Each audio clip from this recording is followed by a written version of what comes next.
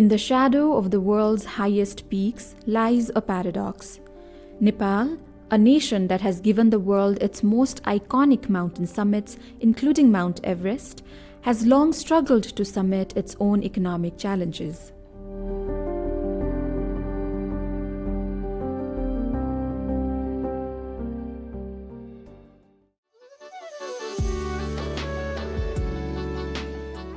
But something fundamental is shifting.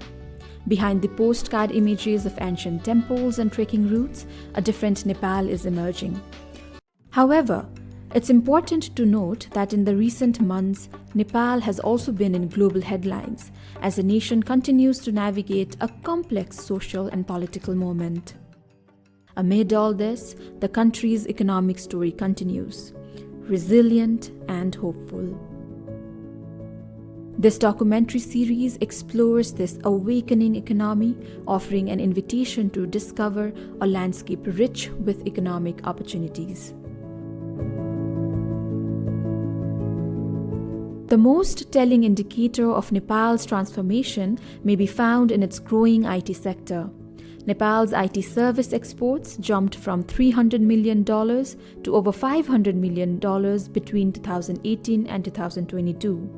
Nepal's IT sector is rapidly establishing itself as a global contender.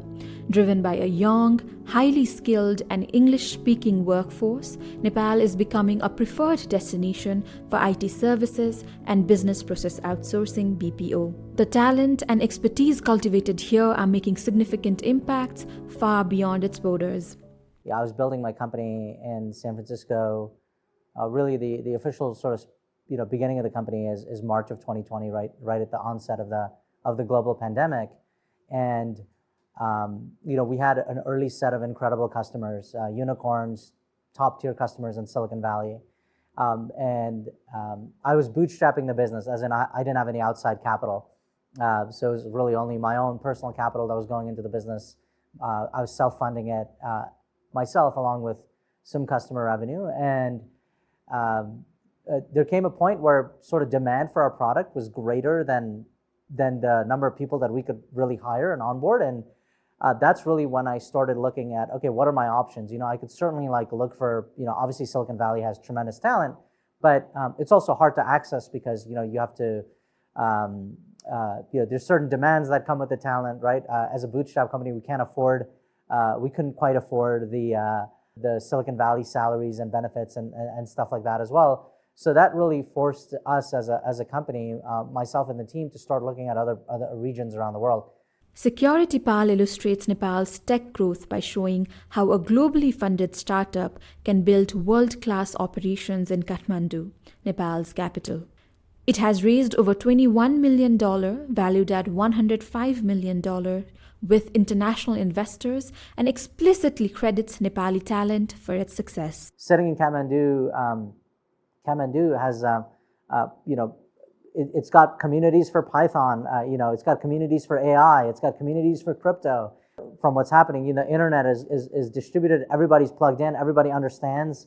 I would say the young folks here, there's a lot of zeal and enthusiasm for wanting to improve and go after a better version of the world. And so there's just a lot of energy as well. And I think time zone is an enormous advantage. Right, so for us in the U.S., we have operations from East Coast. So we have an office in New York. San Francisco is our HQ, so we can cover this entire time zone there. And then when our U.S. team goes to sleep and logs out, we've got an incredible operation that comes right online immediately here in Kathmandu. With the immense potential of the IT sector, what's emerging is a hybrid work model, allowing young Nepali talent to earn international wages without relocating. It's an imperfect solution to brain drain, but fosters hope to the working population that can support Nepal's economy while fueling global innovation. Through any modern shopping center in Nepal, and you will witness Nepal's evolving consumer landscape. Aisle after aisle of international products and Thai products occupy a notable shelf space. Thai cosmetics, cuisine, and consumer goods have found enthusiastic audiences in Nepal, driven by a cultural affinity shaped by Thai films, Muay Thai, and the broader appeal of Thailand itself.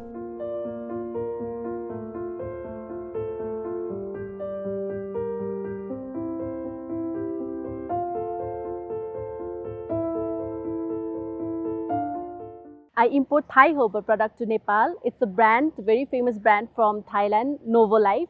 So basically, it has the famous Thai inhaler, which all the customers are very aware about. Whoever travels to Thailand buy that green inhaler, which is very famous. So that's why I imported this product to Nepal. I'm doing business with Thailand from last 40 years. We are in the hospitality sections. So we are importing the Lucky Glass, JCP, this plastic household item, Royal Porcelain, and many more items from the market also. So I am the chairman of Twin Aces Business Concern. Our company imports jelly drink from Thailand. We chose jelly drink because people nowadays are really into health. They are very conscious about their health, and the drink we import here to Nepal is low in calorie and high in vitamins. Nepal's official records show that in fiscal year 2022-23, the country imported about 11.29 billion Nepali rupees, roughly $85 million worth of goods from Thailand, everything from fabrics and kitchenware to cosmetics and even pet food. Most people think of Nepal, they picture the towering majesty of Mount Everest. Along with the iconic mountains, Nepal unfolds as a vibrant mosaic, offering something for every kind of traveler.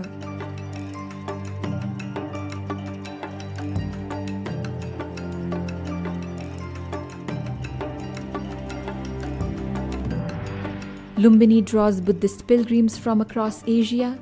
Chitwan's tigers and rhinos compete with Africa's best wildlife experiences. The medieval cities of Bhaktapur and Patan offer architecture that rivals Europe's historic centers. And the hospitality industry? Well, when Thailand's own Dasit Thani chooses to invest in luxury resorts here, that tells you everything you need to know about where this market is heading. They see what we see, a destination that's ready for premium hospitality and tourism experiences. Very important to define what premium travel is. I would say a lot more travelers around the world are being accustomed to familiar standards, whether it be rooms or restaurants or even service from the hotel employees. So providing them that necessary basic expectation is what Nepal is going through right now.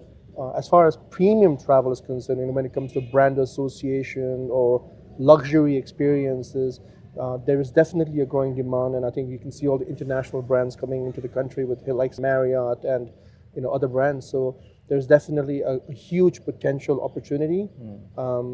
Whether the traveler believes that experience is worth the value of price paid to him coming into Nepal is something which he the consumer will weigh his experiences is something different, because globally speaking, everywhere in the world as well, a lot of destinations are fighting for that business.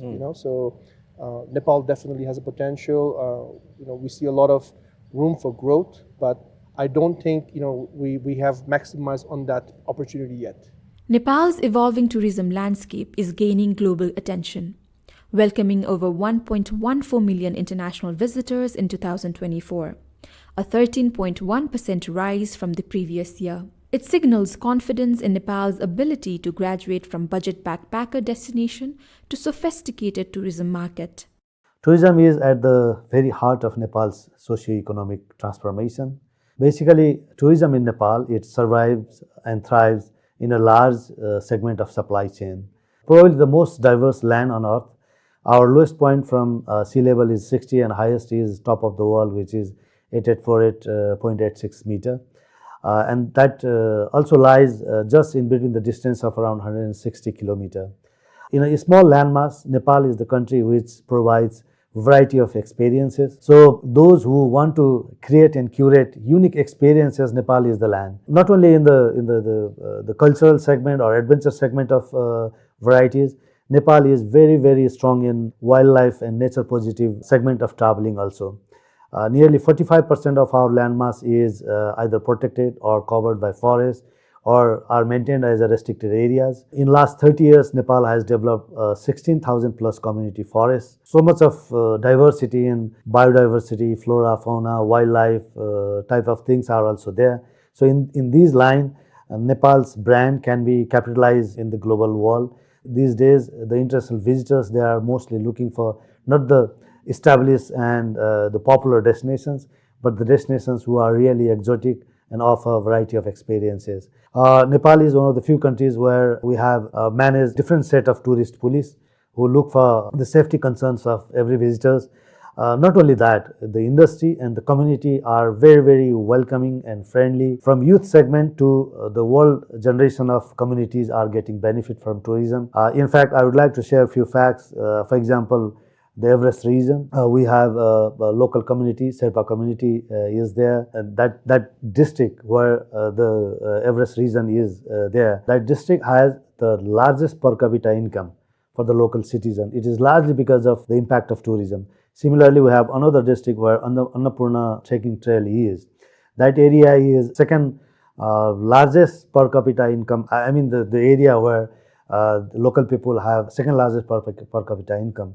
Similarly, wherever tourism is, the communities are stronger and getting good benefit. Alongside beloved Thai hospitality brand Dasit Thani, global chains like Marriott, Solti, and Radisson have firmly established their presence, signaling long-term investment in Nepal's tourism potential. But what truly sets Nepal apart isn't just its breathtaking destinations, it's the warmth of its people and a deeply rooted culture of hospitality, embodied in the timeless ethos of Atithi Devo Bhava, meaning the guest is God. Tourism is one of the backbone of the economy, and for last more than 70 years, the tourism sector is contributing quite significantly to the development of the country. Talking to the hospitality industry, as per the figures, we have got about more than 10,000 different shape and size hotels, resort, guest houses all over the region. And there are many big hotels tied up with the international brands, and they are contributing quite significantly for the development of the country's tourism development. Nepal's agricultural roots run deep, contributing over 24% to the national GDP and sustaining nearly 2/3 of its workforce. From lentils, cardamom, and tea to ginger, medicinal herbs, and wild honey, Nepal's biodiversity supports a rich variety of high-value exports. Beyond traditional crops, sectors like poultry, dairy, and spice processing are gaining momentum. With growing interest in manufacturing, labeling, and value-added production, Nepal is poised to redefine its agricultural identity not just as a producer, but as a brand.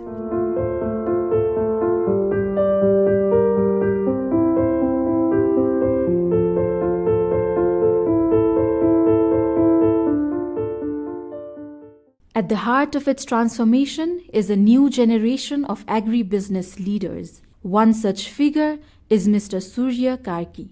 And I think it's more so to do with the dream that I have, and so my co-founders.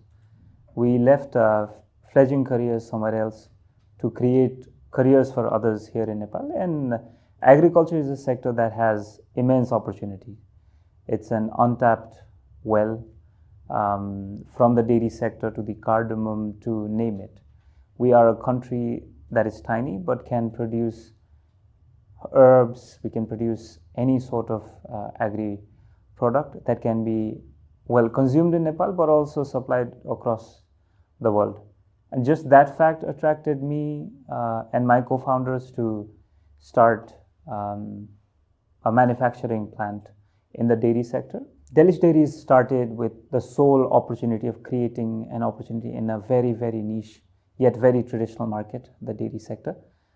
We realized early on that the Nepali dairy sector did not have innovation for a very long time. Ice cream was the last innovation, and further to it, the sector was not adapting to the needs, the requirements, the demands of all the Nepalese consumers. We thought, why not create something that is going to disrupt the market, creating Nepal's first Greek yogurt brand, Delish. And we did not simply want to become just appearing brand in the shelves of the supermarkets. We wanted to become a brand that would lead innovation in the country. And so therefore we challenged ourselves to create a packaging and a product within the packaging that would justify the pricing point, the innovation that the product has. Greek yogurt is something that is healthy, but we also wanted to showcase it starts with right from collecting raw material to producing it. And the idea is to eventually create this brand into a regional brand and then maybe even go out into different parts of the world apart from India or even the Middle East. The idea is that we sell this brand across the borders and create an identity for a Nepali product that is truly international but produced here in Nepal. But the hope is eventually to create opportunities across the vertical in the agriculture sector and also help the country, which is supposed and is considered to be an agricultural country, to further create opportunities in the sector as well. We returned back because we saw opportunity here in Nepal, and we stayed back because we believe in the opportunity that the country has to offer. Nepal is one of the largest South Asian contributors to Thai higher education. At institutions like the Asian Institute of Technology AIT, Nepali students consistently rank among the top international cohorts, bringing back not just degrees, but leadership skills and cross-border networks that fuel innovation at home. But the collaboration goes deeper. Dual degree programs between Thai and Nepali institutions, such as Kathmandu College of Management and Siam College, are redefining what regional education can look like. We believe that the success of any education institutions can be measured by how its alumni contributes to the nations or to society or to the communities. KCM has more than 3,000 alumni spread all over the world, leading important roles in their own company.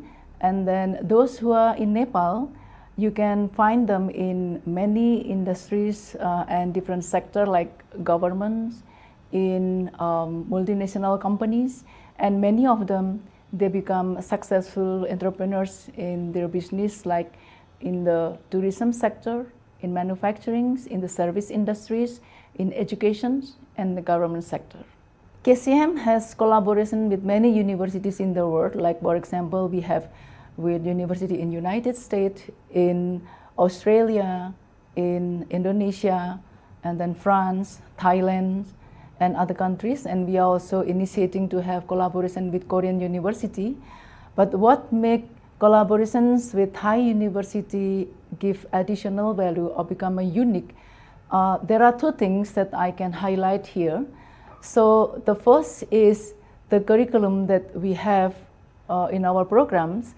Siam University has given us the authority to design the syllabus ourselves, so we can work using the course with international standard, but still we can insert also the local content. So this way we can offer the courses to our students with international standard without sacrificing the local values. What we have explored in this episode is Nepal's awakening economy, a nation of immense potential, powered by innovation, entrepreneurial energy, and a growing confidence in its future. From IT and tourism to agriculture, trade, and education, the opportunities are vast and the momentum is real. Nepal isn't just ready for investment, it's inviting collaboration. For Thai businesses and global partners alike, the possibilities for shared prosperity have never been more compelling. As Nepal prepares to graduate from its least developed country LDC status, this transformation is no longer a distant aspiration. It's a reality in motion. Beyond its sectors and statistics, Nepal's strength also lies in its people, their resilience, warmth, and a heritage that welcomes both guests and growth. Thailand and Nepal share more than trade. They share trust, cultural kinship, and a growing economic bond. Today, that relationship is evolving, unlocking new pathways for innovation, partnerships, and shared growth. In episode 2, Seizing Opportunity, Investing in Nepal's Awakening, we explore how Thai businesses, entrepreneurs can engage across Nepal's 5 key growth sectors through partnerships, innovation, and shared vision.